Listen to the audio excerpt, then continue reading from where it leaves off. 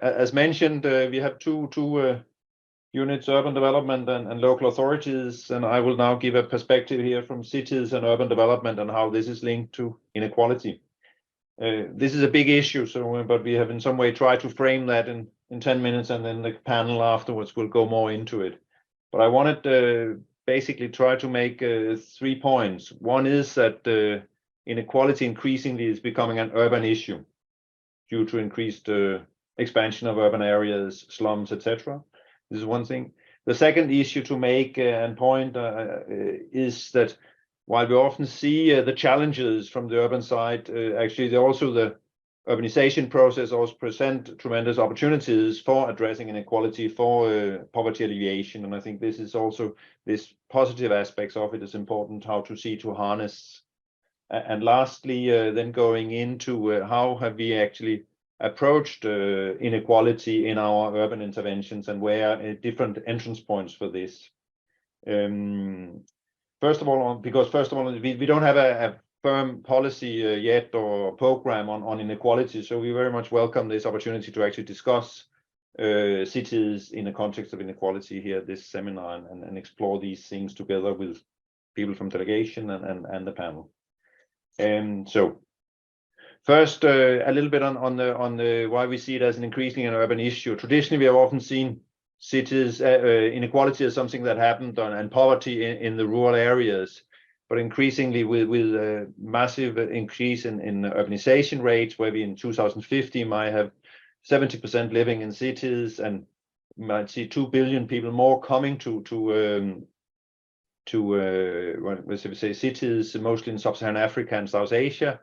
And with slums in cities where we already have 1 billion people living in slums, and something that will probably increase, whereas the rate of people living in slums might go down, but the absolute numbers tend to increase.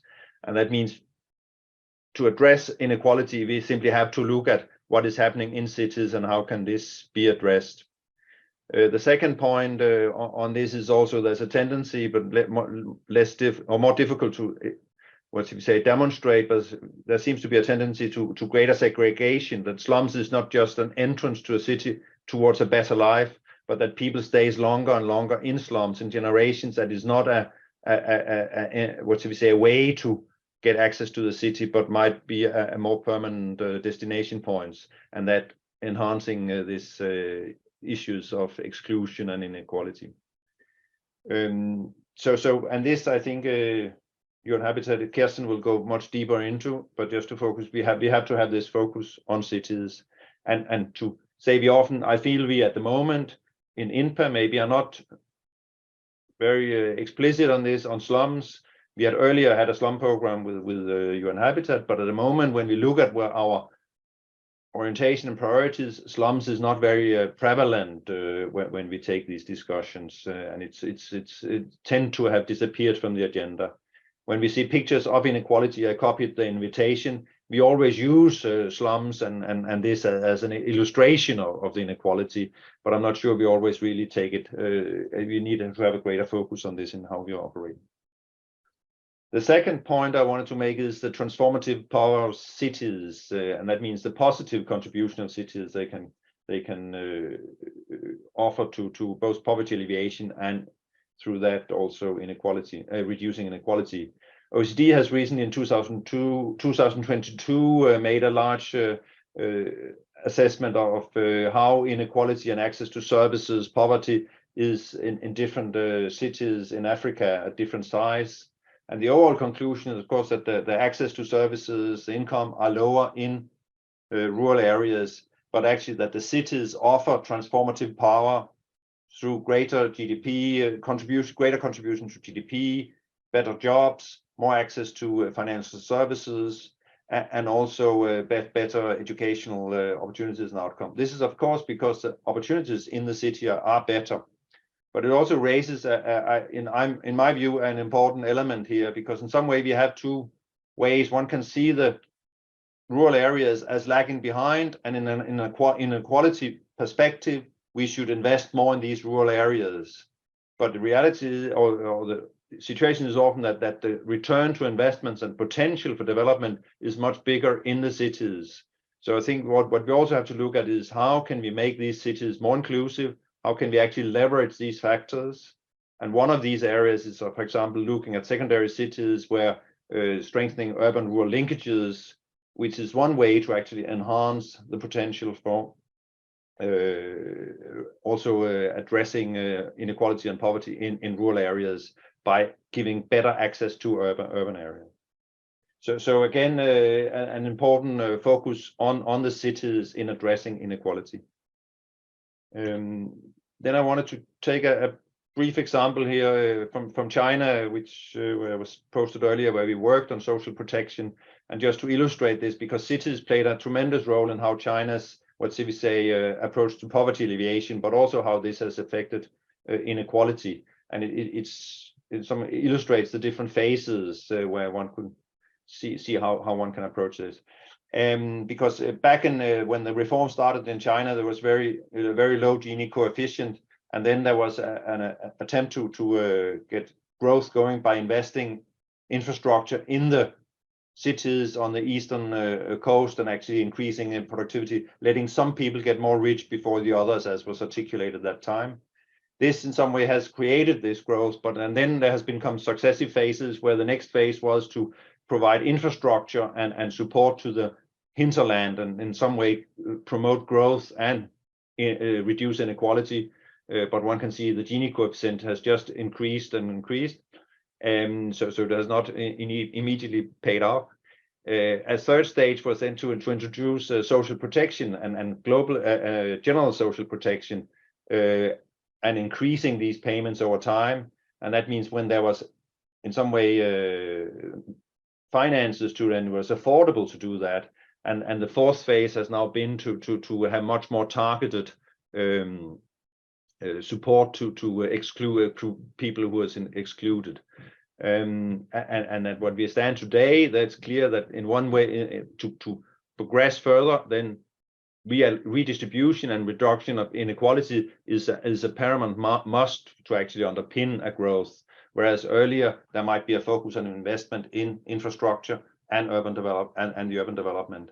And I think similar that when we have this discussion that we have to see the role of infrastructure and cities and development across this development perspective, and where we have to, in my view, look at this, for example, when we look at the global gateway, where we want to promote connectivity, and again, how do we, if we just invest in that infrastructure of and transport infrastructure, this might not necessarily reduce inequality and give immediate poverty alleviation, but allow certain large-scale investment. But we have to look about how the cities along these corridors can get connected and benefit from such investments. And again, a focus on secondary cities along the corridors will be an important element. I will skip up. Just on our policy framework, as I said, we have no articulated something specifically on cities and inequality. I think in urban context, we often called it something else. Inclusive cities or just cities, and that means inside the EU, we are guided by the new Leipzig Charter that sets out how to approach cities, and they define 3 dimensions that has to be promoted in an integrated way: the just city, the green city, and the productive city.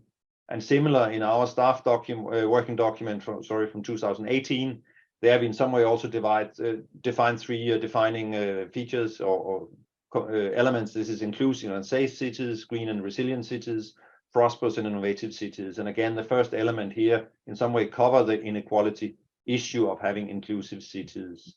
But what comes out is more that we actually promote an integrated approach. And I think this has a lot of benefit, rather than saying we come and will discuss inequality as such, which might not, as we had heard yesterday, might engender certain opposition, etc. But actually to discuss urban development and within having an integrated approach that both tries to create prosperous cities, but at the same time look how can we advance the inclusiveness. On how we've done it, to say a little bit on examples, because we can approach this at very different levels. One is where we are looking at the intra-urban inequalities. That means this specifically targeting slums. There we have a program now that has been approved last year in Kigali or Rwanda, for example, that will target slum areas or upgrading of informal settlements, trying to prevent flooding, and thus they made these areas both better living, but also more basis for investment in housing and economic development. And there they will provide 10 million and having a blending grant with AFD. But this is in some way targeting specifically inside the cities. Another is a more territorial approach to focus on areas in the country that is backward, and there in some way try to develop the cities or the secondary cities in that area. There's an example from Ghana where they will focus on secondary cities in the north, the poorer area of Ghana, and specifically say there's enough money going to the big cities in the south. We want to support the northern cities to try to create economic development and connection to economic opportunities, which again also will be within, what can we call it, this inequality thinking of just cities. And the last is when we provide infrastructure, both through blending, but hopefully also through the FDS Plus, etc., and through our MIPs, they are to in some way see how can we integrate poverty or inequality perspective. An example is from Dakar, where there's a large program of reforming public transport, but specifically the delegation has supported the feeder lines to a bus rapid transit system where they will serve poorly underserved areas, that means slums, and connect them better to benefit from integration into the city. And again, providing then a contribution to poverty alleviation, inclusion, and inequality. All of this, I think, is an interesting point, how this will link up to these indicators, the poverty, the inequality indicators, because this has not been discussed yet, but this would be one element to try to clarify more. Lastly, I'll just say we have a facility, a technical assistance facility called Urban Development Technical Facility, which the delegation can request, and if one should try to advance some of this analysis and discussions, and we would be very happy to engage with those that could be interesting to try to have an urban perspective on inequality, poverty alleviation, or other elements. Please contact us for that, and then we can see how we can work on a program on that. I will keep here and leave the floor to Cécile.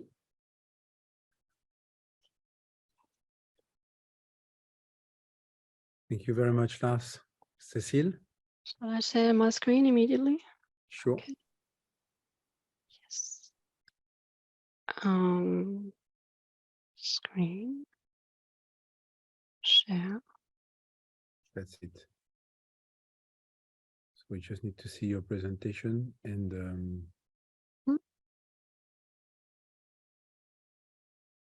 Slideshow. Great, thank you. Okay, we're set. So thank you to all, and good afternoon, good morning. I will start with a few words of introduction. My name is Cécile Unternerer, and I am a policy officer in G2, which is the unit in charge of civil society organization and local authorities in INTPA. Following up on Lars's presentation, I will share the G2 perspective and work on territorial inequalities, which will be the viewpoint of local authorities. I will start by sharing a pragmatic definition of territorial inequalities. For local authorities, geographic inequalities consist in disparities in infrastructure, economic, social, and environmental opportunities between specific areas. This definition covers inequalities such as lack of transport, lack of access to clean and reliable energy, water and sanitation facilities, or decent housing in specific territories. So there is a comparative feature in this definition where territories have those assets and others don't. In terms of economic inequalities, this means that some areas are deprived of job, market, or trade opportunities. In terms of social inequalities between territories, this means that some areas are deprived of proper public services, or that some citizens in specific areas cannot or don't participate in decision-making processes, which is lack of governance in this case. Following up on that definition, I would like to highlight two features. The first one is that inequalities tend to accumulate in the same areas, meaning that, for example, a lack of quality education may lead to reduced job opportunities and in turn generate slow growth and development. So all these inequalities tend to add up in the same area because they're all linked. The second feature lies in the fact that unaddressed territorial inequalities may lead to growing gaps over time between areas and may generate disorganized migration and possibly social turmoil in areas of departure and arrival.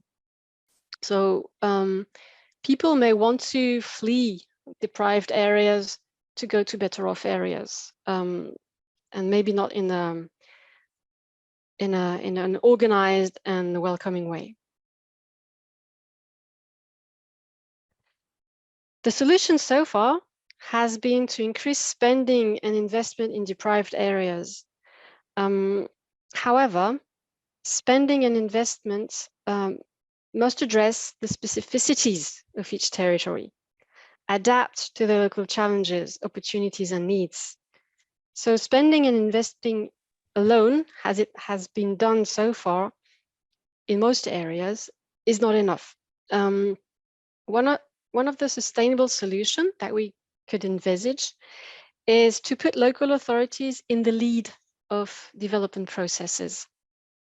Indeed, local authorities have an invaluable added value as public actors closest to the citizens. They have a unique understanding of the challenges and opportunities to design relevant policies and prioritize investments based on the needs, on local needs. As local leaders, they must implement good governance practices, leading to inclusiveness of all the citizens.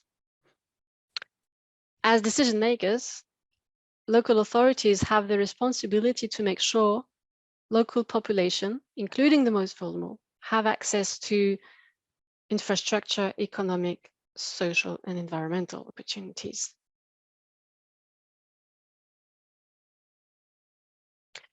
In this context, INPA G2 brings support to local authorities through 5 different channels. The first one is the support to policy dialogue on decentralization policies. The second is actions to improve local authorities' capacities to deliver services. The third one is actions to strengthen local governance. The fourth one is support territorial development to favor bottom-up development initiatives. And the fifth channel of support from G2 to local authorities is actions strengthening local authorities in global debates and agendas. At its disposal, G2 has a small toolbox, which is a bit limited, but that we use fully. The first one is the territorial approach to local development, which is a facility to help EU delegations assess policy, institutional, and technical constraints at the local level. And the experts of the TAL facility help EU delegation determine where and how to best support LAs in their specific context.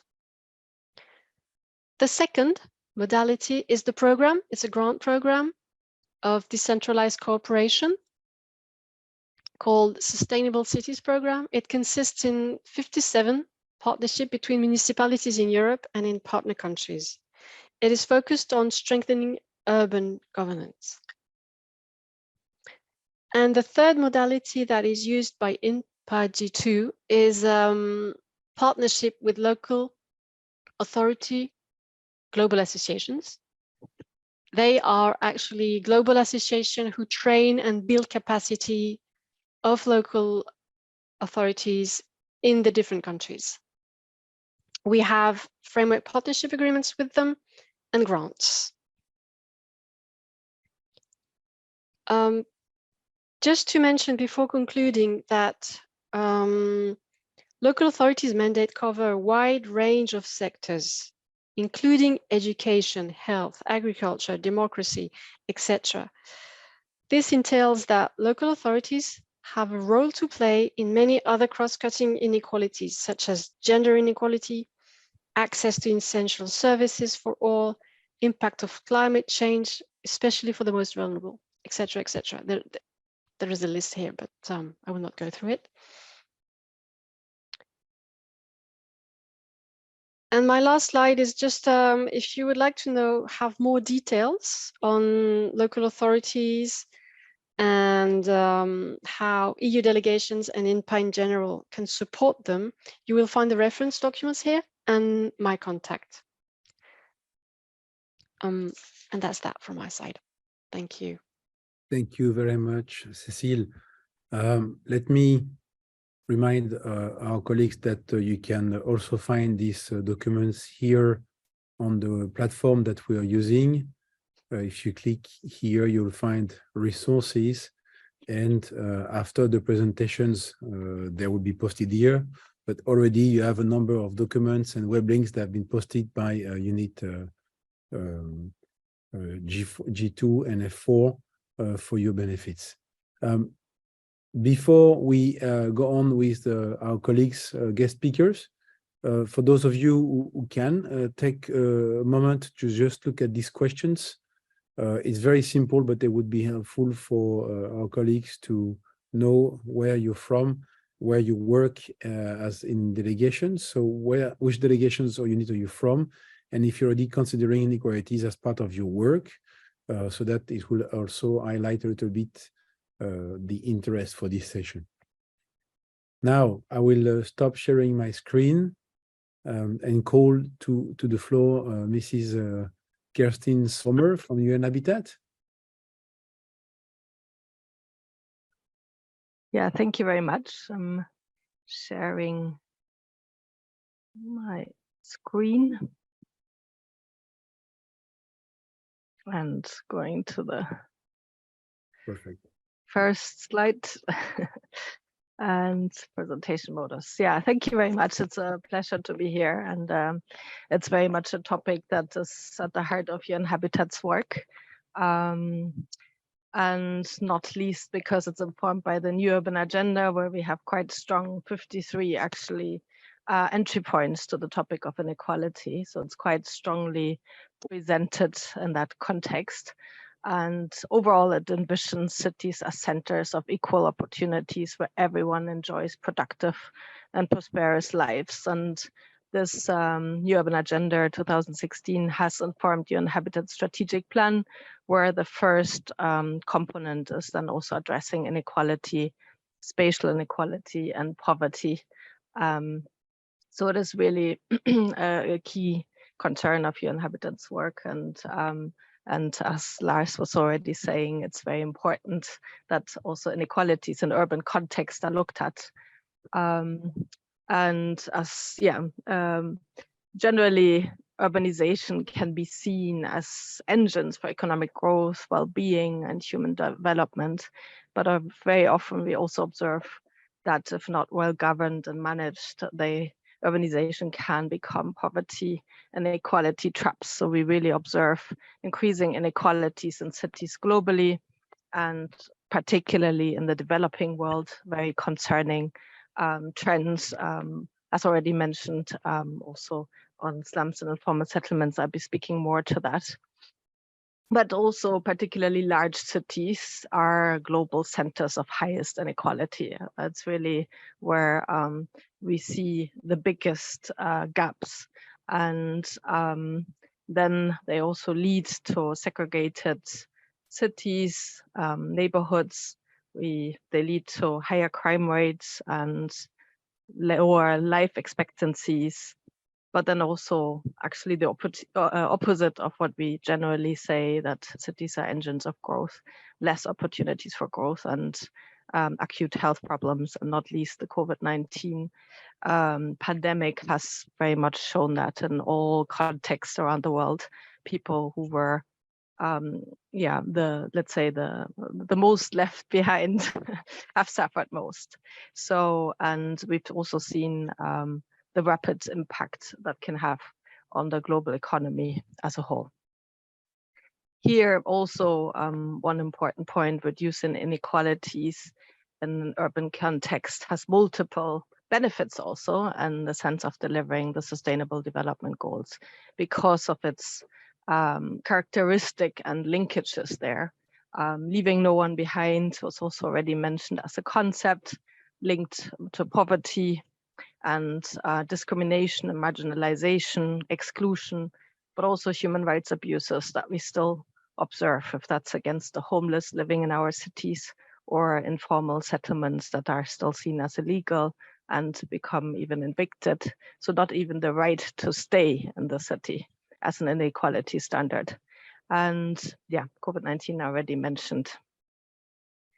So what more is particular about urban inequalities? That there's really multiple deprivations and really high dynamic intersection of those, and a quite dense urban spatial area.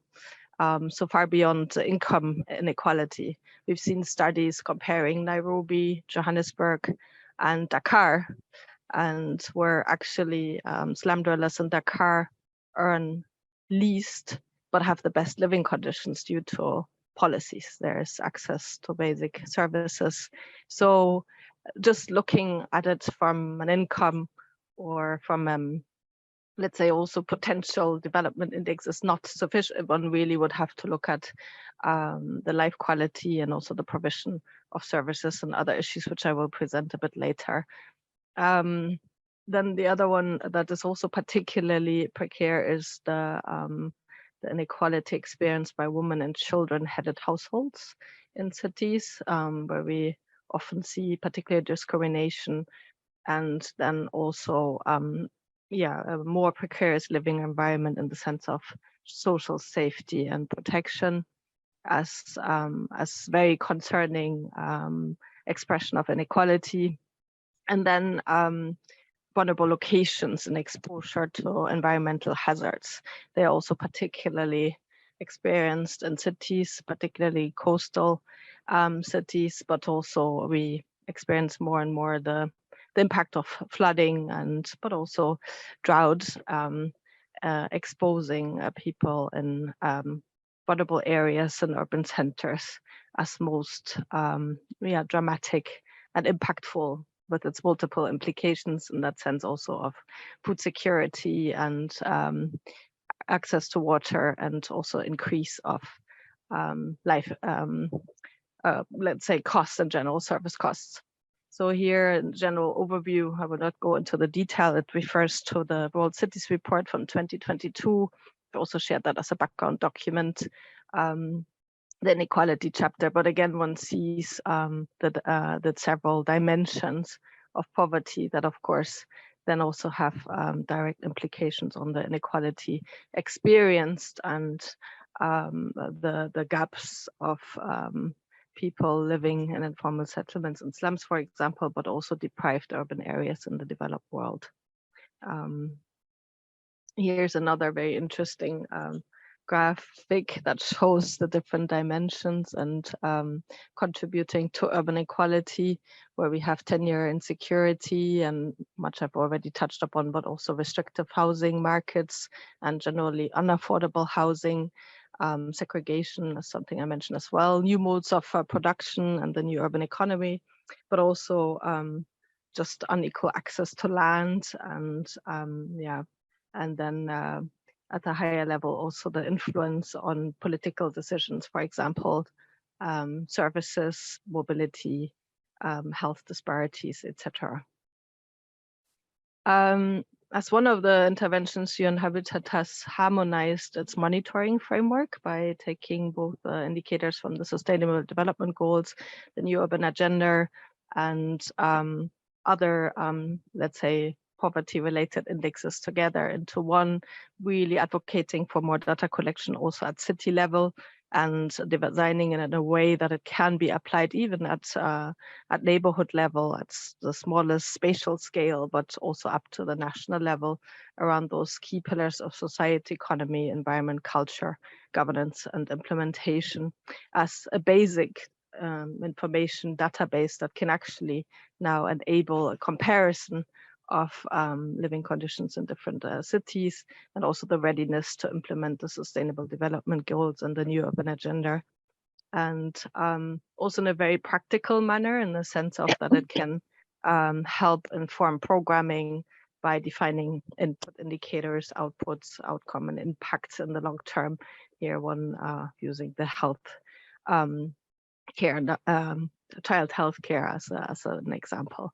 So again, it has several wide range of indicators that can be then contextualized and applied, but is harmonized against those different pillars. And in addition to that, also UN Habitat has developed several flagship programs. There's a Sustainable Development Goals localization program, the Smart Cities, Urban Regeneration, also climate resilience, focusing particularly on the urban poor living and environmental hazard locations and being impacted, I mean, as an adaptation measure by climate change. Then urban policy and planning lab, I will speak to that a bit more in different contexts. But one element that was already mentioned, the strongest manifestation really of inequality and looking at the global scale now, is experienced in slums. We have in total 1.6 billion people living in inadequate housing conditions, out of which 1.1 billion are slum dwellers, 100 million are homeless, and 400 million are experiencing other deprivations of the inadequate housing. Look at the definition here. So really living in a slums means still the lack of access to water, sanitation, security of tenure, overcrowding with sharing more than, 3 people a room, and then also the quality of the structure, the house itself. And then the inadequate housing, looking at the affordability, accessibility, and cultural adequacy. We are using the affordability indicator to also report against the SDG target 11.1 that speaks to affordable and safe housing and the upgrading of slums. Yeah, we already heard about the numbers. So 1 billion today, 3 billion by 2050. That means 183,000 people each day are joining slum conditions. And important to notice, and not least also related to the COVID-19 pandemic, that has really affected also the implementation of the SDGs. SDG 11.1, the one on slums and adequate housing, is one of the 9 targets that are regressing, and quite strongly. And in Africa, and as mentioned also in Asia, a huge concern. 50% of the future growth of slums is to be manifested in 9 countries around the world. So also a strong polarization of the issues, like in Congo, Tanzania, India, Egypt, Pakistan. And out of that concern, and through the long partnership with the European Commission and also the Organization of the African, Caribbean, Pacific States, we have, together with our core partners, the World Bank, UNICEF, Habitat for Humanity, Slum Dwellers International, High Commission, and led politically by the government of South Africa, as we know, one of the countries that has the strongest inequality, and particularly also on an urban dimension, with Johannesburg, one of the leading cities on the inequality spectrum. We have launched a global action plan to really translate those in the sense of delivering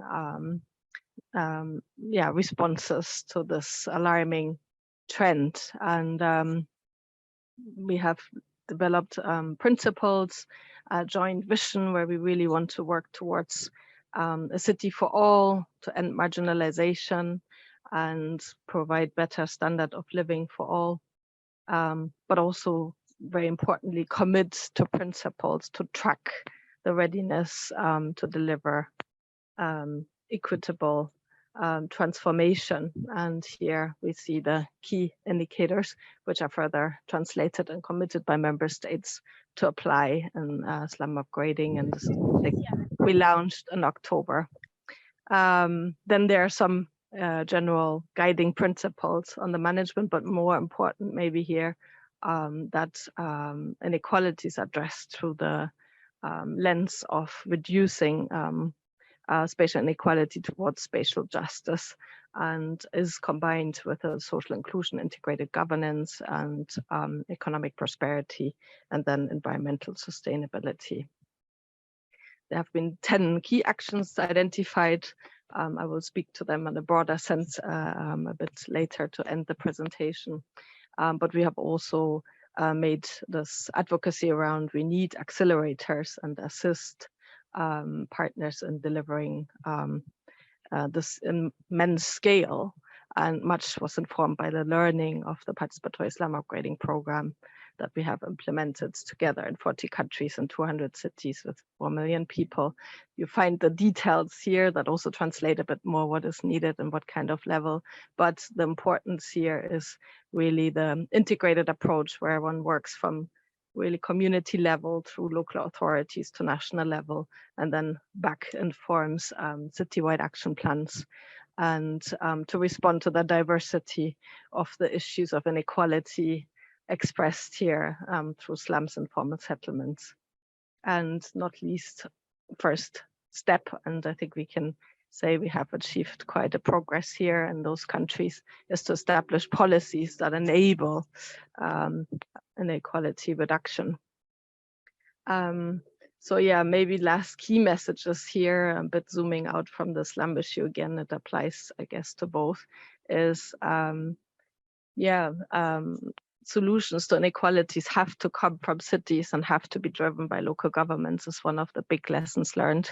And they have to be informed by long-term coherent and targeted, strategic, integrated, and spatially informed policies and planning frameworks. So it's really about bringing the spatial and the people dimension together, and then have harmonized actions that are contextualized. And a lot of words here, but one important thing that comes up in that context is, of course, also the affordability dimension and the equitable approach in the sense of really responding to people and design space informed by that, and having local authorities drive this process, and also allowing for those partnerships that then can come in both with people and local authorities, of course, framed, as mentioned, by a national policy framework that enables that.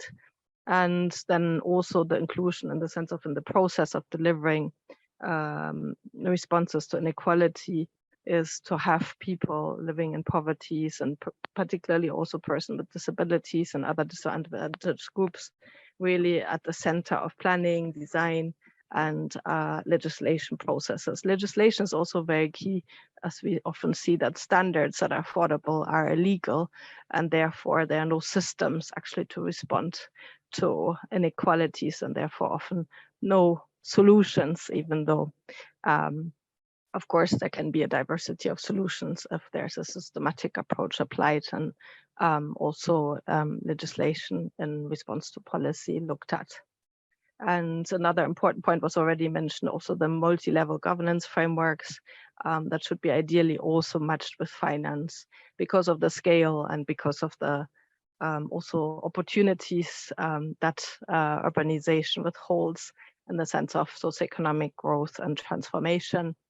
And yeah, maybe one point that was sort of coming out of our definition, but it's also here important to mention again that there needs to be integrated delivery packages. And that's for sure something that has been still very challenging to mobilize for, since it has, as we can imagine, several implications, but where 10-year security, basic services, social and physical infrastructure, and at the same time, really in the way we deliver, also job creation is prioritized and looked at in a strategic manner, and mobility, public spaces and housing, all that comes together. It's a real holistic approach to inequalities, reduction of inequalities, and then inclusive participatory processes to facilitate the process and the right responses.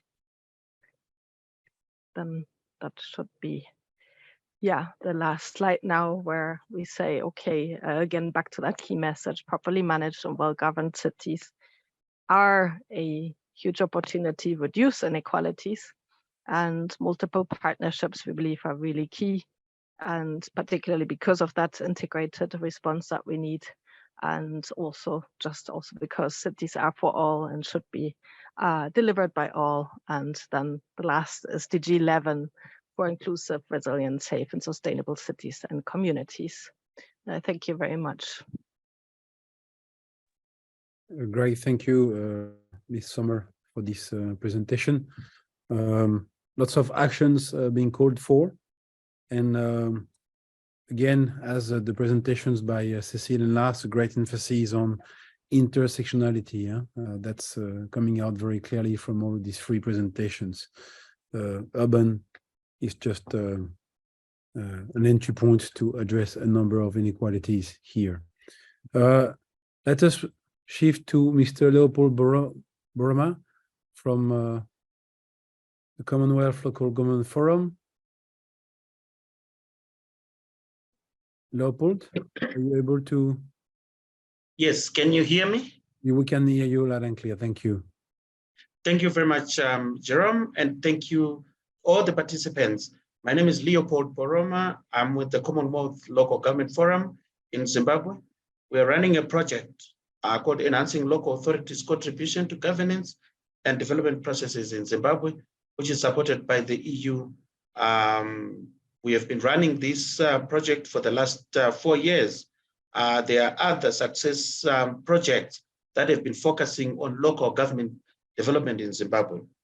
The issue of urban inequalities is coming very topical within the Zimbabwe context, because the economic challenges that currently at hand in Zimbabwe are creating so much inequalities in Zimbabwe.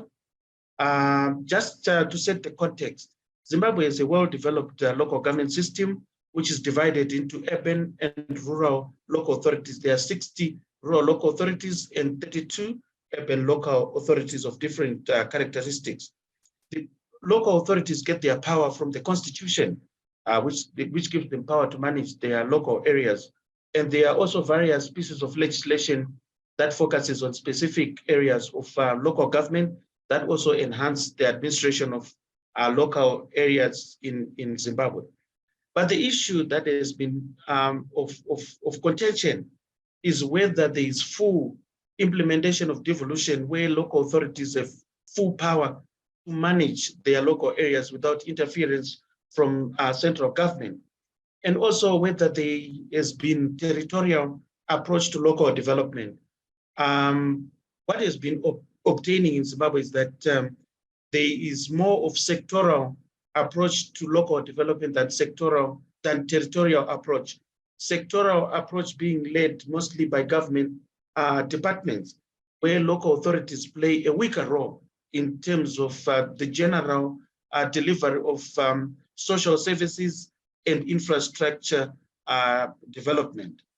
So the current economic challenges is also added problems to that administrative dimension, where there's been movement of people from rural areas to urban areas without the commensurate increase in growth in infrastructure and services by the local authorities. So currently, local authorities are overwhelmed by managing populations that are not going along with their tax base and their ability to provide services.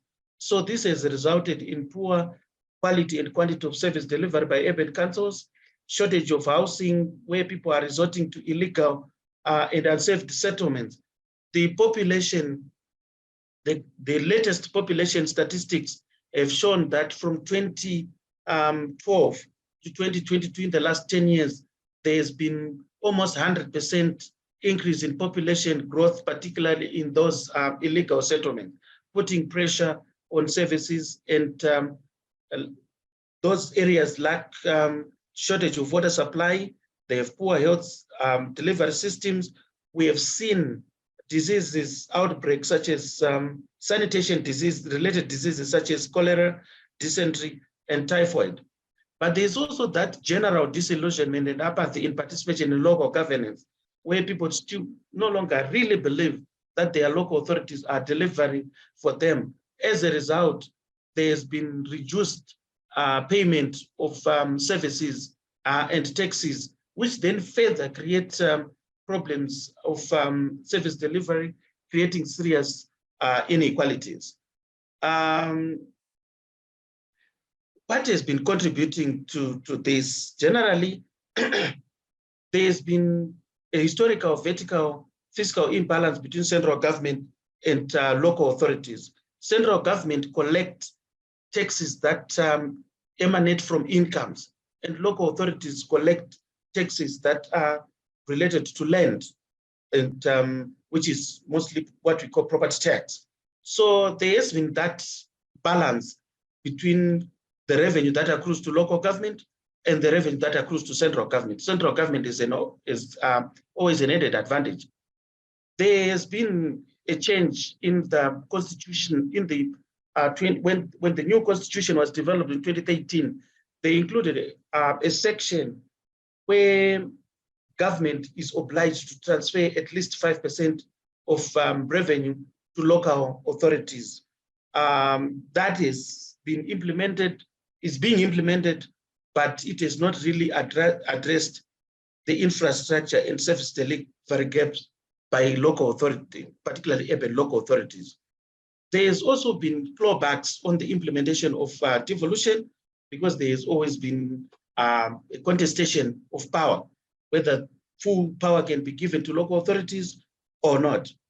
Then there's also the need to change the local government logic in Zimbabwe. Local authorities have been playing more of administrative role, and central government playing the role of managing the economy and bulk infrastructure development. Now there is a shift where local authorities are expected to play a more pronounced role in territorial development, and they need to be capacitated to assume that role, to shift from administration to a more developmental role. Then obviously what I have spoken to huge urbanization and service delivery needs against the shrinking revenue basis. Most local authorities are collecting around, on an average of 30 to 35% of their budgeted income. So it's creating a huge service delivery gap because of the reduced and shrinking income. Then obviously there is the poor taxation and tariff mode. I liked what was being presented in the last session, in the third session. I think I learned a lot on the fiscal policies. Our local government fiscal policies have not been very good and also supportive of raising adequate revenue. The tax base is poor and the methods are not so pronounced.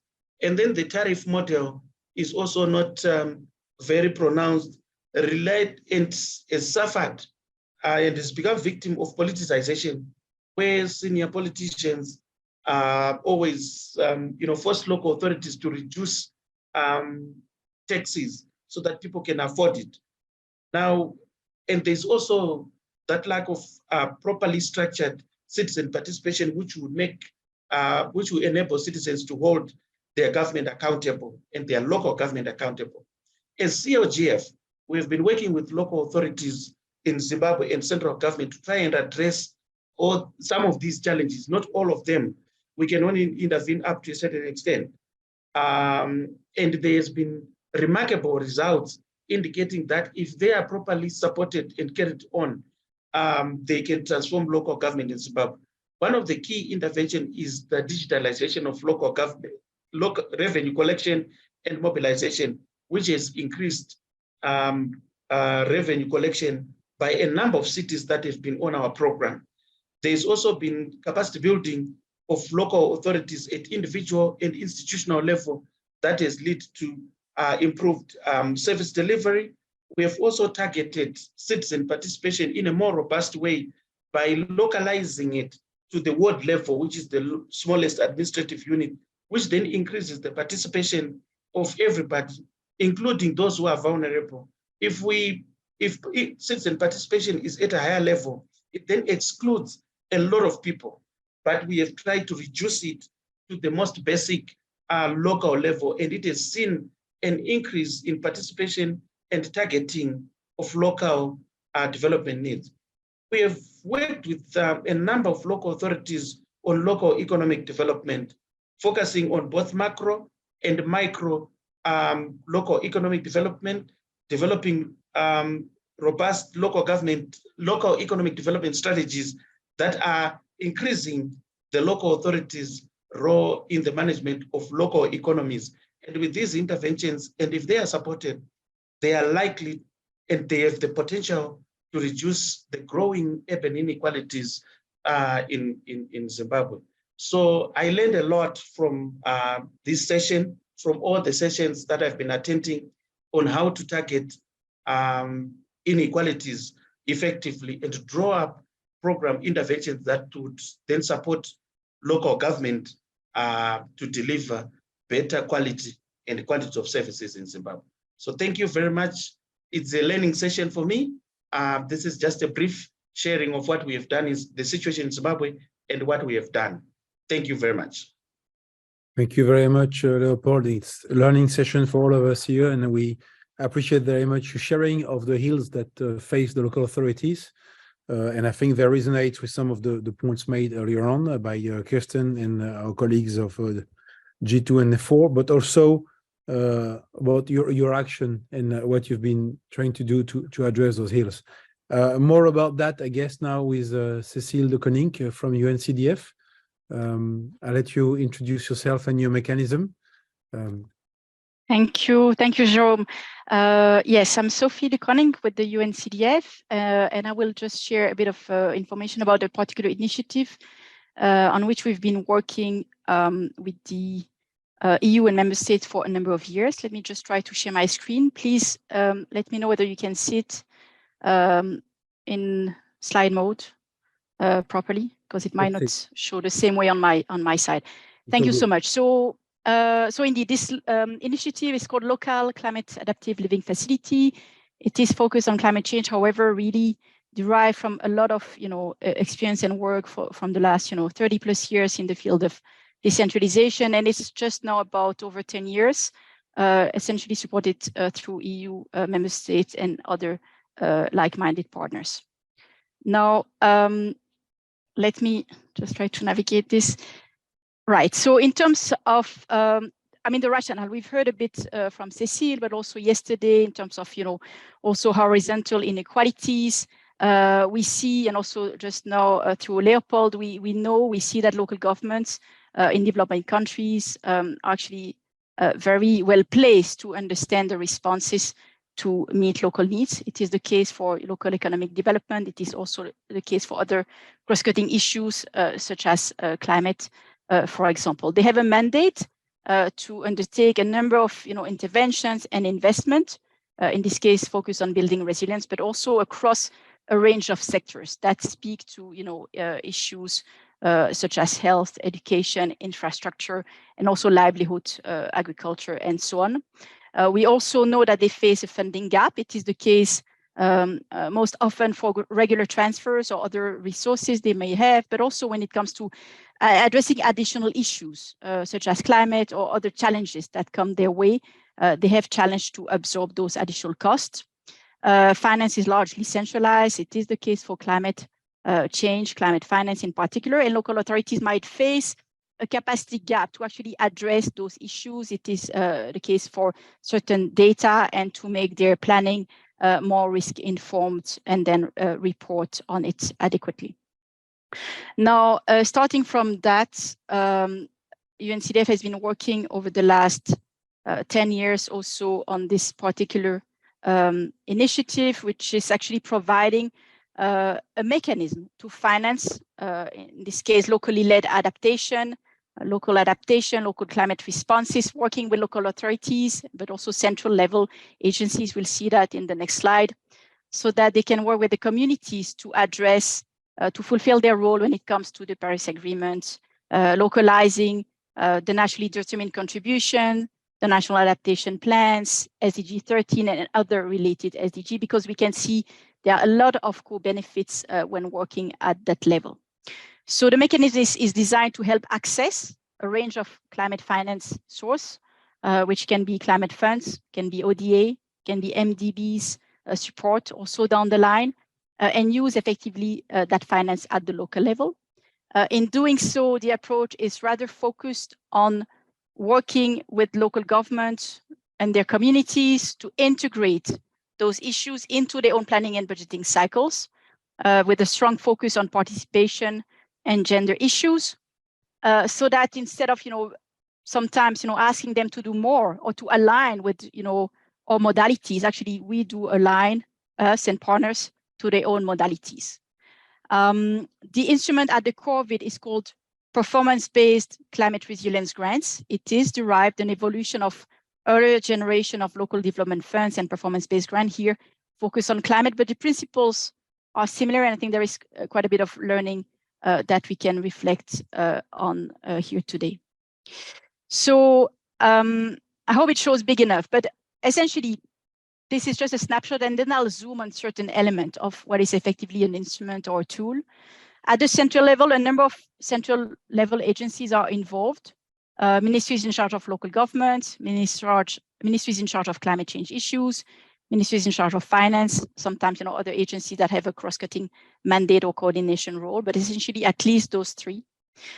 We work with them to help access different sources of finance, often starting with project funding and gradually looking at other sources, and we'll come to that.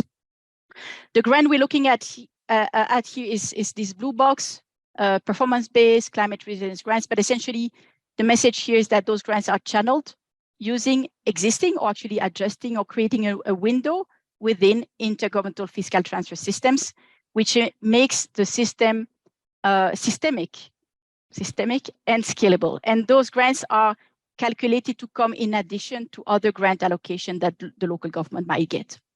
So like other performance-based grants, local governments are to meet certain conditions to access the grants that ensure, good use of the funds, but also speaks to principles of, accountability, ensure that the funds are used for the intended purposes, also transparency, and those are checked every year.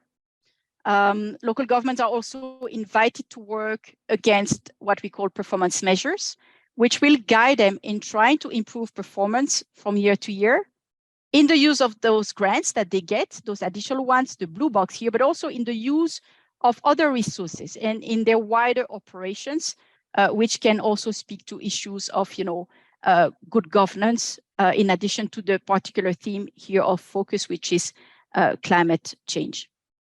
Now, every year, the local governments are assessed against those performance measures. The conditions for accessing for the following year are checked, and the relative score, informs the next size of the allocation. So there is a formula. I'll come to that in a moment. But essentially, it creates a positive emulation between local government in a system that is considered, transparent, traceable, and with elements of accountability. Now, if I start zooming on those issues, yes, in this case, the local government, like in many performance-based grant systems, are invited to work against a so-called menu of eligible investment. In this case, it is tweaked, it is tuned to align with national development priorities, but also nationally determined contribution, which themselves are, cutting across sectors. It translated to a menu that might be 5-10 page long, really giving ample room for local governments to use those funds at their discretion based on their own, needs, priorities, and the risks that they're faced. But as we see here in this picture from Bhutan, there is then, a contextualization of that menu so that, the local governments and the communities can decide themselves from year to year what they want to invest in. And it may be that some of them will focus more on the health sector, on infrastructure, on agriculture, or on water, for example, so that it's speaks to both, in this case, the climate risk, but also their own development priorities. Now, in terms of other elements, I mentioned there is a formula-based allocation behind that blue box. So this is actually the formula from a particular country. This one is actually from Uganda, but it just shows that the formula also speaks to, on one hand, what we call basic variables that are typically aligned with those of the main system. And in this particular case, we see that, issues like poverty, environmental risks, rural population are factored, as well as a constant share, so that, even the smaller districts are somehow assured that they can undertake some meaningful investment with the grant. Then there is a weight that is, given to the issue that is meant to be incentivized, including a number of what we would qualify as cross-cutting performance issues that speak to both development, but also in the field of climate. There is a lot of attention being given to, the agency of local communities, gender issues, participation, and then, performance measures that are, really strictly focused, although in a way of mainstreaming those issues on, in this case, climate issues. Now, going back to the issue of performance. So it's a performance-based grant instrument. So those performance indicators, both the minimum conditions and the performance measures, speak to a range of issues. I mentioned good governance, public financial management, which is, important for any flow of fund that would go down to the local level for action, again, speaking to transparency and accountability issues, climate related, and then somehow a range of indicators that might speak to how these issues interconnect. And one of those typical area of performance measure speaks to involvement of groups like women and youth, making sure that they are effectively active when it comes to the planning. But if you see here from the range of example, I'm sorry, it's cut a bit there on the side, from a range of countries where this particular system is active, it speaks to both the planning stage, also making sure that those investments that were in the menu as they are selected actually speak to those groups, those vulnerable groups, women, children, elderly, or else. It also goes about the implementation, so that communities are part of the implementation, part of the contracting. Quite a few countries actually use community contracting when it comes to, especially perhaps in rural areas, but also in other areas. And then the monitoring. So there are ways to craft a mechanism like this so that it really speaks to those issues in a fully, in a manner that's fully, contextualized to the country needs. Now, yeah, one of the principles for the, addressing inequalities also speak to the geographical targeting, and this particular system also factor that. I mean, often when the countries start, there is no resources to actually, and actually it's a good practice to start small with a few local governments to consolidate the mechanism and later roll it out. Nevertheless, in the interim, there is a geographical targeting that needs to take place. In this case, it's actually a risk assessment, again, of Uganda, whereby we looked at both the future hazards using downscaled modeling, but also the exposure and the vulnerabilities. And there you have a lot of indicators that actually would speak to socioeconomic issues. And exposure in particular, we will look at, for example, agriculture system, infrastructure, population density, also the capacities of the local governments or the community. So they are really a battery of indicators to eventually somehow assess the risks. And in this case, we can see that some of the northern East district, which are currently at risk of drought, we can see that actually a larger portion of the country will gradually face that. But underneath, we have all these layers of data by district, which can also perhaps be used to really apprehend well the vulnerable population groups. Now, just to say that this particular instrument is now deployed or under preparation in the countries that you see here. Actually, in fact, there are a few more that are not on the map yet that should come in the future, including Pakistan, perhaps Rwanda, and also with DG NIR, a number of countries from North Africa and Middle East.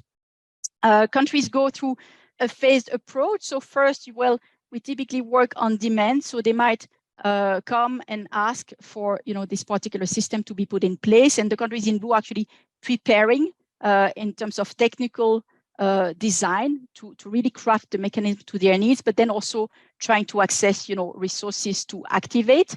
Then countries move to a phase 1, which are the countries in green, testing this on a small scale, sometimes in different settings, different ecosystems, rural, urban areas, and then they move to a phase 2. The countries in yellow actually deploying in 10, 20, 30 or more local government authorities, to then move to what we call a phase 3, gradually moving to a national scale up to 100 gigawatts in Bhutan. So just to give perhaps 2-3 country examples, tangible, to also see how the design can be crafted to address different agenda issues. In the Gambia and Ghana, we actually have been working and are still working with the EU delegations under 2 integrated programs that actually deploy such mechanisms, but also have embedded as part of the minimum conditions that I was talking about, the fact that a portion of the grant will actually be delivered through cash for work to working with youth and women, and communities. And then another portion of the grant is actually going through procurement to local MSMEs. So it's a way to actually stimulate local economies in a green and resilient way, but also if it's combined with other support measures, in the case of the 2 programs, it's also combined with support measures in the field of skills development for those population, and then access to finance. Then somehow some of these underserved territories are supported from various angles. So that's one case. Another perhaps experience is also the case of Bhutan, where after the pilot, the phase 1 or 2 that you saw in the diagram, the EU has scaled up this performance-based grant system through EU budget support. So it became an indicator of variable tranche in the budget support operation to decentralization, that a proportion of that budget support operation would go, and the indicator speaks to the number of gigawatts that gradually get that PBCRG. So it's a way to somehow gradually put also the country or the government really in the lead of running the system.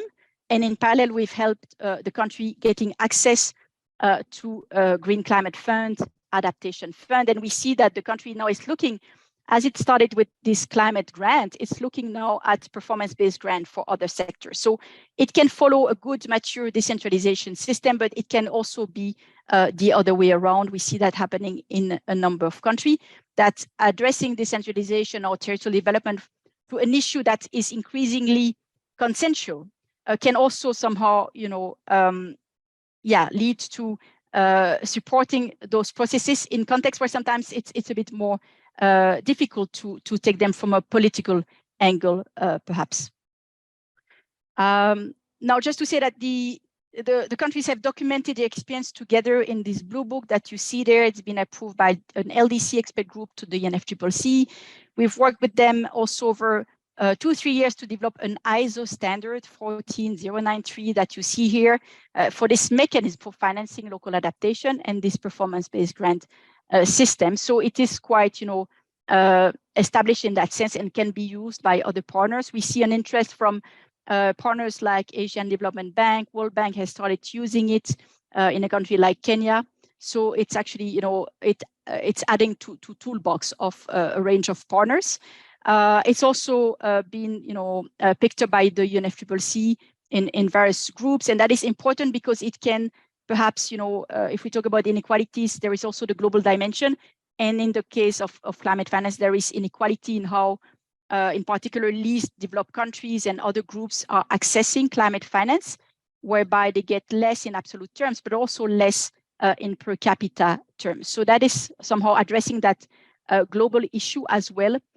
Combined with very much on the ground work in all the countries you saw on the map. It's also been picked up politically by the LDC in their Doha Program of Action, which was launched a couple of weeks ago.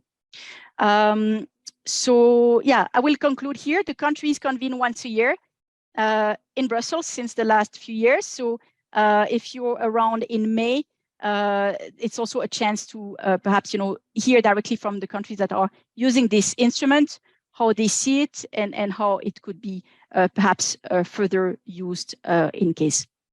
Thank you very much. Thank you very much, Sophie, for this presentation. Very interesting. So here focusing on the tool itself as a focus, also focusing, I've taken notes on some of the points presented to us by Cécile.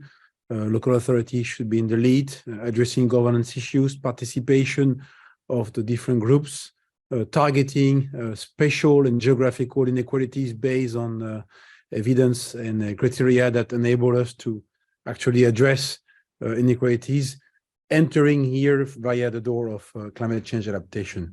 And the point you mentioned at the end, the sustaining of the financing through different phases, different source of financing, which is incredibly important if we want this to be standardized mechanism, sustained through national systems, and not see as a project. Thanks for that. Let us continue these presentations with Miss Sonia Gaia. So she's the Vice Mayor of Sevilla, and she's thanks today for the Andalusian Fund of Municipalities for International Solidarity. Welcome, Ms. Gaia.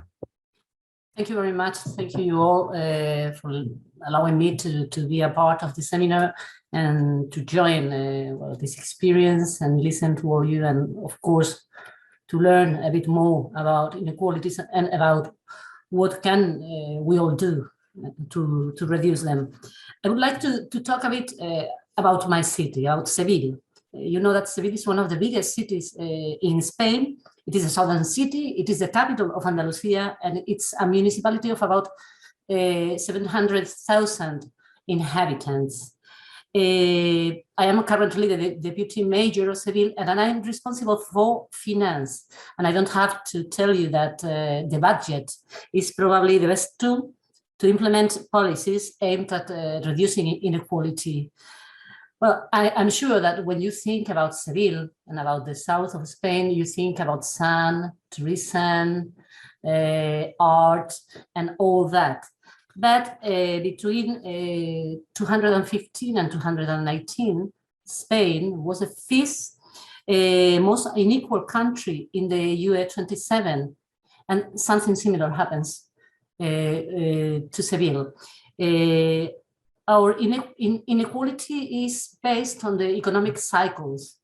So income differences grow more during recessions than they narrow during expansion periods. And urban inequality in Seville is not so much marked by the presence of neighborhoods of great wealth, but by the existence of very poor neighborhoods. And well, we have two slums in the city. In these neighborhoods, incomes are 4 times higher in the richest neighborhoods than in the poorest. So we concentrate 4 of the 15 neighborhoods with the lowest incomes in Spain. Seville is administratively divided into 11 districts. But in each district, different neighborhoods with very different situations coexist. When speaking about social policies, we have to take into account that there are many shared competencies among the different administrations, central, regional, and of course, local governments. That sometimes the fact that one of these administrations is supported by a different political party makes it much more difficult to face the problems of citizens and to give them the appropriate response to their needs, especially when we are talking about the most vulnerable sectors of population. So the risk of this situation is that it can deepen the inequality gap when we don't have that relation among the different administrations. Our starting point when designing our policies to reduce inequalities was based on the Sustainable Development Goals, of course, and from there we've not only developed our 2030 agenda, but we have also recently passed our 2030 urban agenda in search of a more sustainable, inclusive, safe and resilient city. To achieve these objectives, our public services are essential because we understand that we play a leading role together with the regional government of Andalusia in providing the basic services to fight against inequality and social exclusion. Historically, cities thanks to the enormous population density and the diversity of people and activities that take place in them, have been and continue to be represented as economic, innovation and knowledge nodes. And they are spaces in which social and power relations have been built, resulting in a social organization that sometimes generates conflicts and confrontations. And as in other cities, the urban habitat in Seville is key to integration and economic and social progress. For this reason, from the urban agenda of Seville, an integrated urban generation that considers social cohesion, equity, and equal opportunities as priority goals is proposed. In general terms, what we have done, we have based both the 2030 agenda on analyzing the urban facts that define our city. That was the first step. And from there, we have decided on the challenges and appropriate strategies to achieve them, to reach these goals, as they are set out in our objective 6 of in our urban agenda, social cohesion and equity. And I would like to give you an example. We have facts.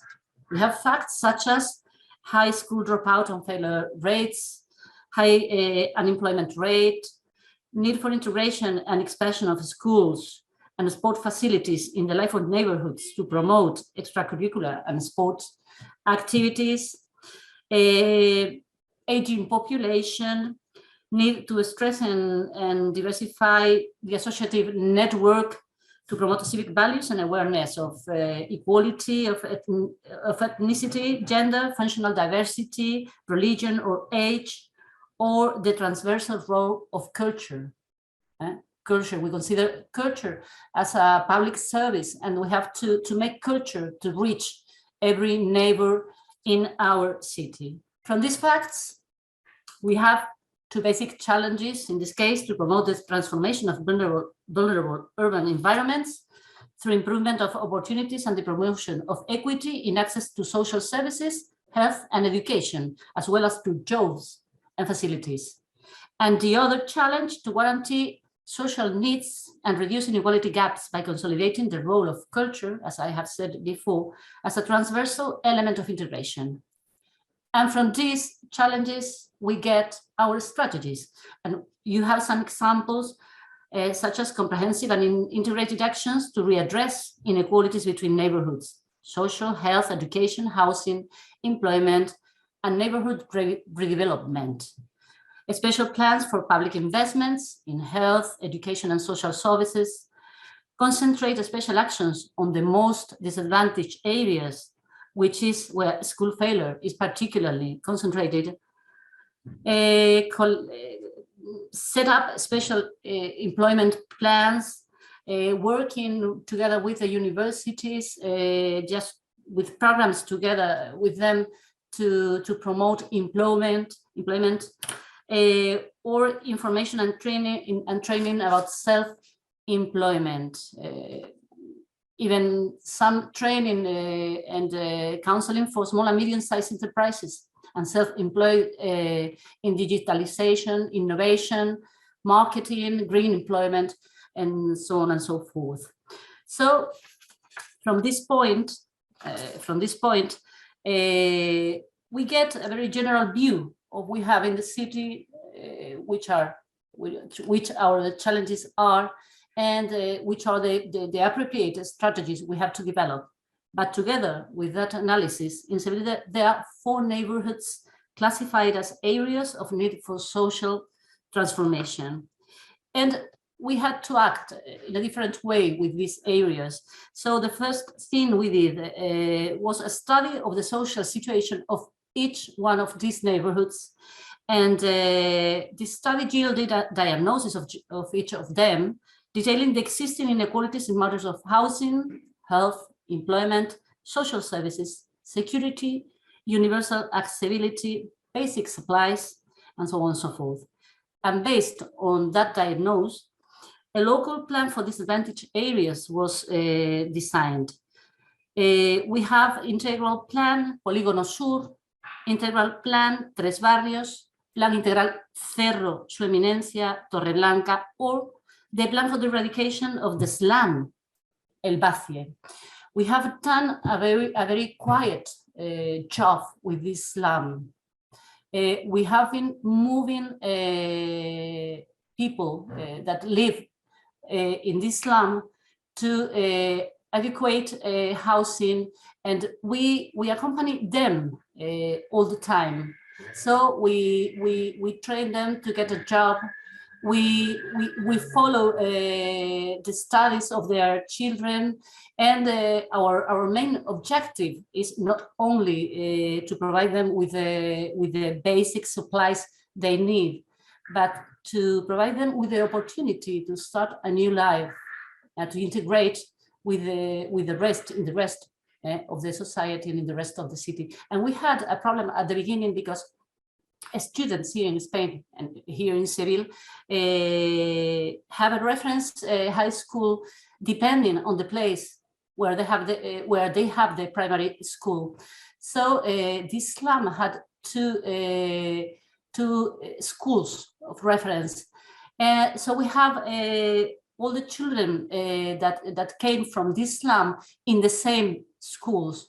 So we changed strategies, and we try to redistribute these children around the whole city in different schools, because we were being aware that we were making or not avoiding ghettos with this educational political measure. So we changed it, and it worked. And it worked because when these children go to schools, no one knows where they come from. So that is important. What is clear is that any of these action plans require the involvement of the different levels of administration, central, regional, and of course our administration, both in terms of financing and competence. And there must be a very close coordination, because we do not only contemplate different areas as urban planning, housing, security, employment, education, health, among others, but because people need a response. People need a response, and sometimes because of these competencies, we cannot give them that response. And local administration is the first door where citizens knock at. So they come to our town hall, they come to our government, and they ask for response for any of their problems. And you cannot say that you don't have the competencies. You cannot say that citizens do not understand that. You have to give them a response. So that coordination among the different administration is very, very, very important. In addition, it also requires the involvement of the different actors that have something to do with this territory and with the problems of the situation that they have in this territory. The sector, business fabric, citizens, neighborhoods, neighborhood associations. We have a lot of neighborhood associations here in Seville, and they all have a very important role of networking, because it is completely necessary to listen to the citizens in the decision-making process. And I think that we are moving towards a new model of governance in which the participation forums have a leading role. And it is important not only to listen to citizens and organized through these forums, but also to let them or to allow them to give an opinion and to give a solution to that problem, because we always think that we have the solutions of everything and that we are the appropriate people to offer a solution. But sometimes the solution comes from them, and we have to learn how to listen, and we have to learn how to try to develop the suggestions or the solutions they give us. So as I said, we have several councils together with the associative and business network of the city. We have not only the municipal plenary, of course, but municipal boards in the 11 districts, sectorial councils about social services, council of seniors, Council of People with Disabilities, Migration Council, Health Council, Women's Council, Childhood Council, Universal Accessibility Commission, and they all are defined by their strategic committees which are in charge of check that the measures taken by the city government in the special area are the ones that we arranged and we agreed in these meetings. And well, these social policies are also monitored and evaluated. It is very important to evaluate public politics. And finally, well, I think that it should be noted that the people at whom these policies are aimed at are the ones who are involved in the design of these policies in Seville. As I said before, they know their needs better than anyone else, and which is the best response we should give them. So designing policies without taking into account their opinion, I'm sure that would lead us to a great failure. I'm going to give you an example. Homeless people. And maybe after we move to the Q&A, Ms. Gaia. Sorry. Example. Okay. For example. That's okay. Just an example and just a final comment, if you allow me. Homeless people do not want a shelter. They tell you that they don't want a shelter. They just want a home. There is a very, very big difference because we insist on creating macro centers, and this is not what they want or what they need. So we have to listen to them. In short, citizens must be the center of our policies. We have to listen to them. We have to try to look for a solution based on what we listen. And just a last remark I would like to do. What can we do really to ensure that the political actions undertaken are inclusive? This is one of the questions you asked us, and I think that what we have to have clear when we are dealing with social services, with inequality, is that we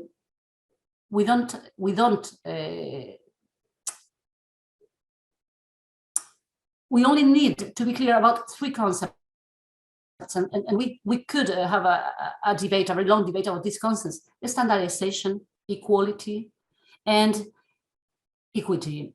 Only from this approach, social policies will be inclusive. We must avoid any kind of initiatives with a charitable, stigmatizing or welfare aesthetic when dealing with inequalities. So I'm sorry for not having much more time to show you some of the things we are dealing with in Seville to reduce inequalities, but that was the time. Thank you very much. You've given us a lot already, Ms. Gaia, and thank you very much for that, and for sharing your experience with Sevilla, which I think shows us, I mean, inequalities were here within the realm of development cooperation, but it's something that is also affecting our cities and our territorial development at home. It's not just something happening in other countries, in emerging economies or least developed countries, obviously with different issues. So thanks for also the focus you put greatly on the participation and making participation not just consultative, but actionable, listening to the real problems, listening on how they can be solved. So offering, well, innovation or a large toolbox to the citizens to participate and provide us with ideas on how to solve issues. I think that was a strong call you've made here, and on focusing on the results for the citizens. I've also heard that you've made quite a number of studies resonating with the urban monitoring framework presented by Kirsten on the need to understand what is happening before one can choose where to start. Indeed, we'll have now a Q&A session. I will share my screen to show the questions we have received, but All of you can go on the link that will be given to you in the Zoom chat, and you can go back here to this session and add questions. But basically, we had a number of questions already set up, so there are some here written. But when we prepared this session, we felt what can be done to start addressing inequality within urban settings and within local authorities or local government settings, given the intersectionality that has been mentioned a number of across all of your sessions, presentations, I mean. Where do you start? Which policy measures do you start with or from? And it would be good to get maybe some of you guest speakers and in the units to orient us on that, and also perhaps to remind colleagues why is transferring money to the lower levels of governments, as we usually call them, is just not enough if we want to address inequalities. So perhaps I can give the floor. We have another 20 or so minutes. Maybe we could have our four speakers take the floor for 3-4 minutes to answer some of these questions.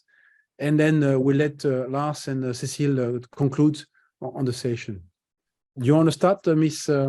Sommer?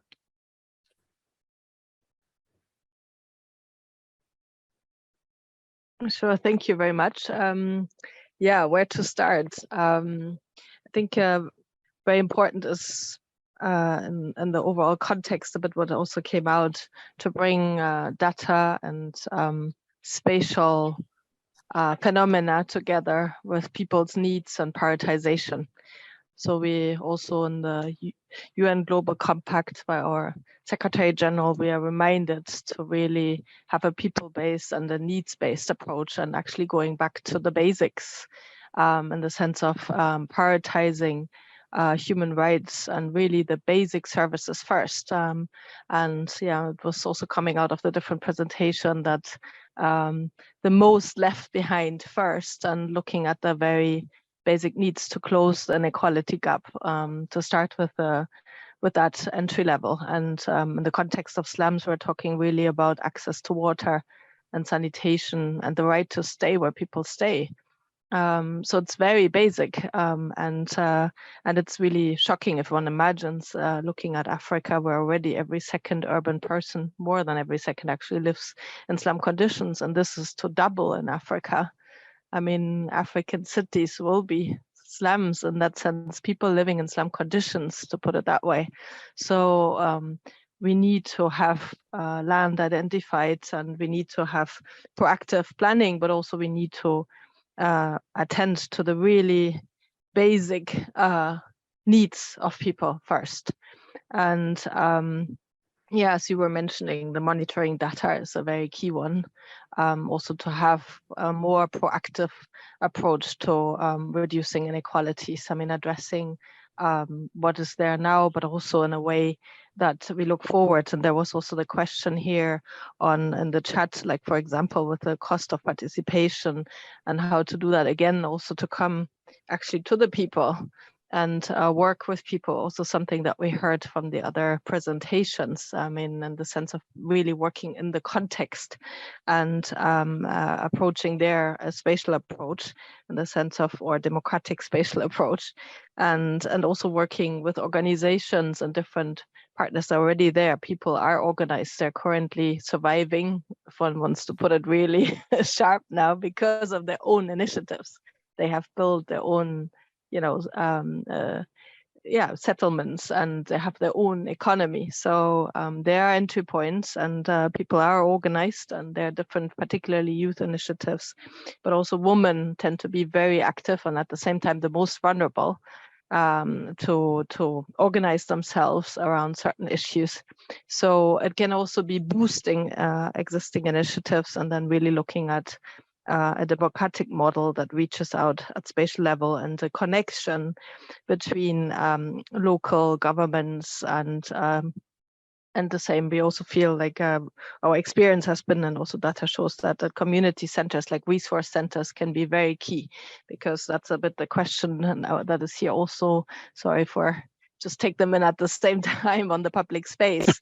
It's a very crucial one that can be really also like creating locations in the sense of entry points also for longer term transformation, like creating that connectivity and integration entry points, and the sense of really physical location of meeting, and then the skills training that was also presented in other presentations to build from there.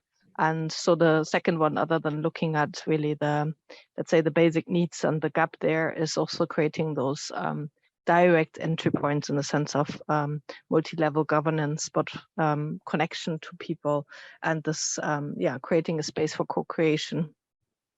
And public spaces are very important for that.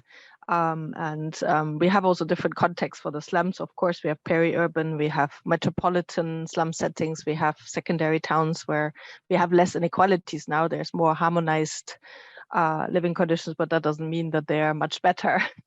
So they are also, particularly there, the lack of services. So again, it's also a very strategic entry point for preserving such important community spaces in the planning process, and leverage them also for local economic development activities and participation in the broader sense, really integration, participation of people in urban society. Also knowing, according to our data, that if there are more than 30% people in inadequate living conditions, they really affect also the overall urban growth and health, and particularly very often also the life quality in the sense of safety and so on. So these are initial reactions. I hope they're responding to the questions. Thank you. I'm sure colleagues are taking notes. I don't know whether you want to maintain the same order. It could be Leopold, Ms. Gaia, or Sophie coming in. Maybe Leopold, you want to go back just a few minutes on 2-3 minutes on the why money transfer is not enough, or any other element? Yeah, I think that's exactly what I wanted to touch on, the issue of providing resources to address inequalities. I think it is essential that, but resources without the administrative framework and the policy framework might not be enough, because the reason why local authorities are failing to do it on their own is maybe because the administrative structure, the public administration trust is not yet, particularly for Zimbabwe, is not yet adopting that developmental trust. So money, yes, but it also has to be addressed within the broader context that also then increases the capacity of local authorities to deliver on their mandate and address inequalities. The issue of informality of the economy, because if you informalize the economy, you're also informalizing everything. You're also informalizing settlement.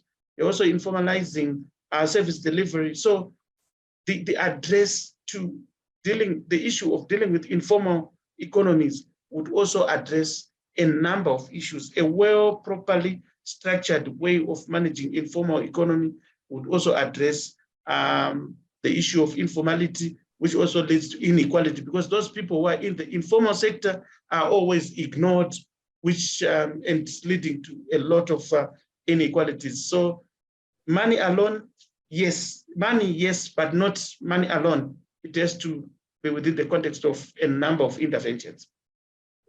Thank you very much. I don't know who wants to come next. I think we have also from these new interventions coming in, the issue of making sure that there is a capacity in cities and local authorities to actually analyze and respond with policy measures. So how do you build these capacities in a sustainable manner? And perhaps to be addressed as well, the connection between the two set of topics, between urban development, reducing inequalities at urban level, and with the slums, which are also the heels of the territorial development that doesn't work, and the connection between these two sets of policies. Sophie, you raise your hand. Yeah, I mean, I can come now or later, but yeah. No, just just to go back to the first questions, and perhaps I'll touch upon this one too about the policy measures. I mean, it looks like in quite a few countries, the policy, at least the policies are in place to some extent, but it's the implementation that lacks, and the good implementation. I mean, we see issues, for example, in terms of this formula. There are countries that have these equalization grant also, but the formula are not transparent, or they're not applied, or we can't get the data. So yeah, somehow I think there is still more work to be done really at the central level to activate, these kind of systems. I'm talking about, for example, here the leveraging decentralization as a mean to an end across various topics, including, somehow addressing those, spatial disparities across countries. And yeah, it touched upon the whole range. I mean, you mentioned the finance transfer. It's not enough, but indeed, yes, the planning, the implementation, and the whole MRV. I think there is a lot that can be done in terms of budget tagging, supporting that whole process. And the evidence of that is that we see also NDB is coming now to actually support again, or they never stop, but there is a renewed interest to actually work through the centralization system to address a range of agendas, really having this policy dialogue with government to think through what are those policy package that then, instrument like, policy-based lending or program for results. But in the case of EU, perhaps budget support also can come and help, bring to scale, complementing well, perhaps, other approaches of more working, local authorities by local authorities, where I think there is a lot of learning, but at some point we need also to go to scale and ensure systemic changes. And in terms of the money is not enough, but at the same time, most often there is not enough transfers. So, the two are needed and work together. I think in conjunction with the capacity building at the local level, and really incentivizing or ensuring, this really bottom-up participation. Now, nevertheless, I think we lack a lot of data, even if we manage to target certain urban areas or certain districts or else that, are, more vulnerable, or where there's disparities, inequalities, etc. Within those territories, it's still a challenge to make sure that, the poorest will actually benefit from that support. So, and somehow that's perhaps not sufficiently invested, and perhaps to all of us, there is a tendency to, of course, like the output, what comes out, the nice investment or what will be visible at the end of all this work, while there is a lot that is somehow underneath, and we perhaps focus too much on the tip of the iceberg. So yeah, just wanted to flag that, and perhaps not for slum areas, but we also see that those decentralization performance-based grant system can work well in urban areas, although we could also look how, they could perhaps be used to support neighborhood as well. Thank you. Thank you very much, Sophie. So I retain the decentralization or devolution as a means to an end. It needs to be not just money, but also capacity, also policies, but the money needs to be enough. So you cannot ditch competencies to lower levels of government. You need to also bring the resources so that they can take on these competencies. So there's a political will here, and not only political game.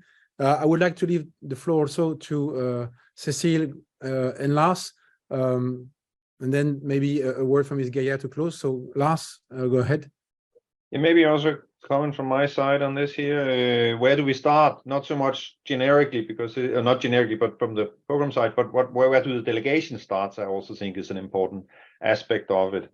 And that depends very much on how we frame our interventions, because we have a million different interventions this year. And if you look from an urban perspective, we're often looking at concrete investment interventions. And that means this can be in public transport, it can be in water supply, it can be in waste, or in slum upgrading. And there, I think the thing or the lesson in this is, how do we then make this more inclusive? And I think there I briefly mentioned Senegal, where one make analysis of the social impact, and can we actually change this type of intervention to make them more inclusive, and that in that sense affect inequality.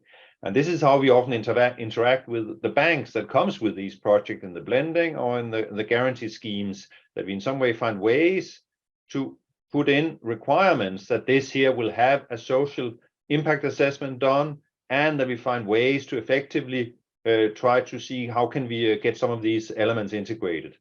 So this is one area. The other comment on where do we integrate. This is also if you actually had intervention that really target inequality as such, then maybe I'm biased, but what I take partly for this is that we simply need to then also start on look at the urban perspective. South Africa is a place where they want to try to have a flagship on inequality, I understand, but also this is exactly where they have to get these cities and address what is going on in the cities, and this is one of the intervention where they look at infrastructure in cities, in what should we say, marginal cities and marginal areas, how this can be done for inequality issues. So this was the second part on where we interact on this here.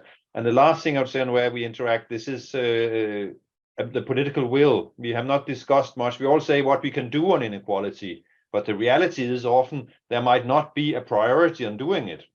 And that means we also have to very carefully analyze what are the drivers for actually taking this forward, and where does it actually have a basis.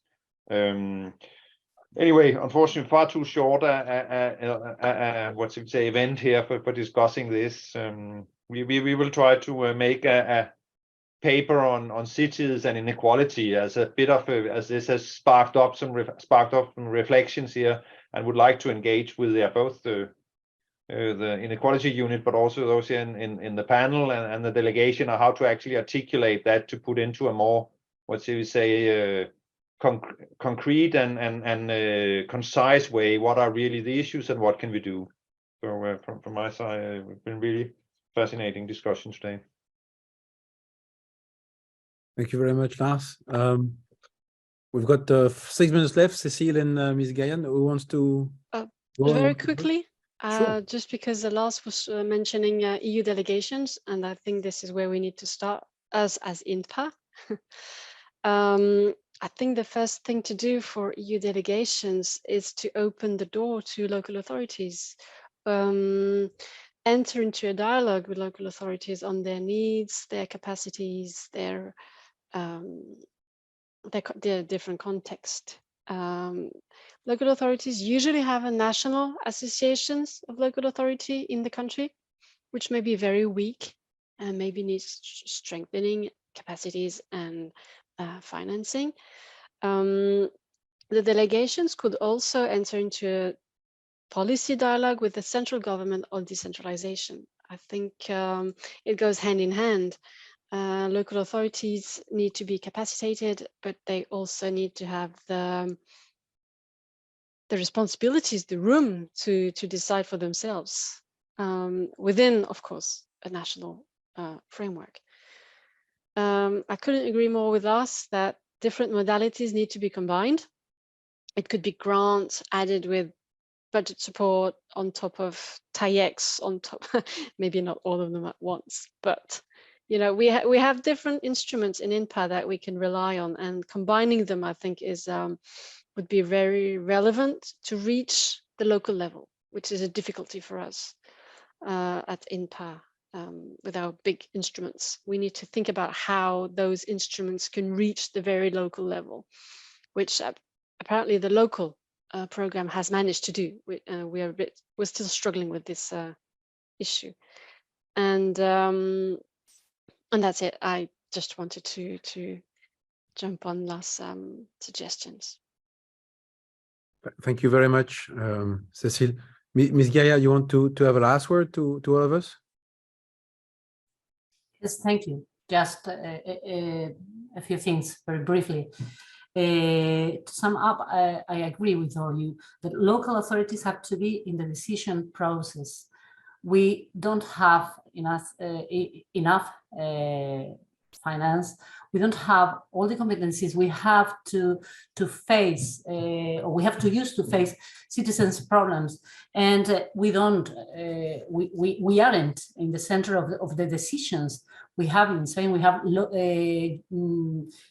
state, national and regional laws, and sometimes they don't take into account what local authorities say, state, or ask. So we have to be where decisions are made. So it is very important, the support provided by INTPA in the sense, because, well, we need to know which are our competencies, to develop the capacities we need to deal with these responsibilities, and we have to be in all the global debates that have something to do with our responsibilities and competencies when dealing with the problems of citizens. And of course, money, investment, and more decentralization. But we have, as I said before, we have to know how to use that money, how to make it help to develop our cities, our spaces, our regions. And the last thing, well, if we want to reduce inequality, and we want to work with slums, the first thing we have to do is to make them closer to the cities. Marginalization, I think this is the key. And this gives way to stigmatization. We have to take the public supplies. We have to take their public administrative buildings, and we have to make these slums. This is a very long way, but they have to feel a part of the city and integrated of the city. If you have a slum and you I don't know, for example, if you place there a police station, something is starting to change, because people not only from the slum but from the rest of the neighborhoods have to go there because they need a public service. So I insist, it is a very long way, but it is one of the main things I think we have to do to face this inequality in the slums we have in our very, very big cities. Thank you very much. Thank you very much to you. Thanks to everyone for the participation, for the willingness to share with us.